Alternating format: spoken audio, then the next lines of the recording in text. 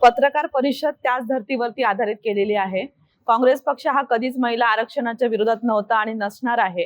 कारण आपल्याला माहित असेल तर 73व्या आणि 74व्या घटनेदुरुस्तीने नरसिंहराव पंतप्रधान असताना महिलांना स्थानिक स्वराज्य संस्थांमध्ये 33% आरक्षण देण्याचं काम जर कोणी केलं असेल सर्वप्रथम तर ते काँग्रेस पक्षाने केलं होतं।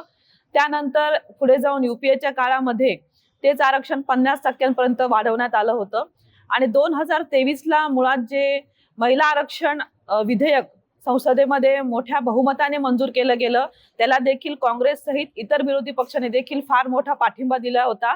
त्यामुळे अशा महिलांचा सन्मान करणारा हा काँग्रेस पक्ष कधीही महिला आरक्षणाच्या विरोधात नाही आहे।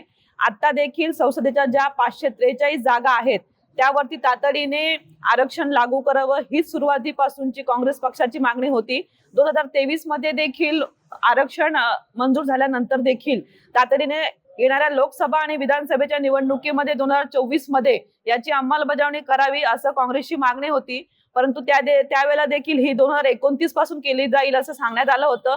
परंतु आता आपण बघितलं तर महिला आरक्षण विधेयकाला पुढे करून त्याच्या आडून जे 131वी घटना दुरुस्ती करण्याचा प्रयत्न आणि डिलिमिटेशनचं विधेयक असू देत अशी आणि केंद्रशासित प्रदेशांचं विधेयक अशी 3 विधेयकं आणून ह्या महिला आरक्षणाला कुठेतरी विलंब करण्याचा प्रयत्न जो आहे हा मोदी सरकारने या ठिकाणी केलेला आपल्याला पाहायला मिळाला।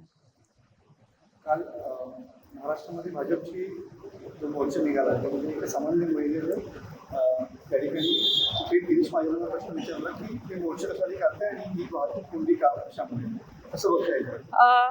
खरोखर तो प्रश्न साहजिक होता, कारण याच्यावरती चर्चा संसदेमध्ये आणि मोठ्या लोकसभेमध्ये झाली असताना देखील विनाकारण विरोधी पक्ष चुकीची च्याबद्दल भावना चुकीची लोकांच्या मनात जाण्याकरिता महिलांना रस्त्यावरती उतरवून स्थानिक नागरिकांना जो काही त्रास देण्याचा प्रयत्न भाजपने केला तर त्याच्या माध्यमातून मला असं वाटतं की ती जी प्रतिक्रिया होती त्याचं मी या ठिकाणी समर्थन करते।